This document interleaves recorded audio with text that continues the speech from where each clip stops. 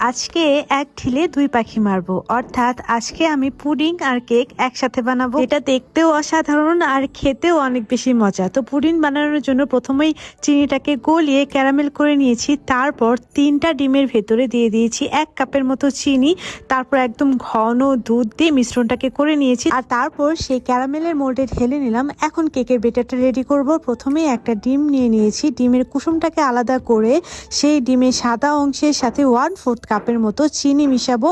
আর চিনিটা আমি 2 থেকে 3 বারে মিশাবো আর খুব ভালোভাবে হ্যান্ড উইক্স দিয়ে হুইক্স করে নেব।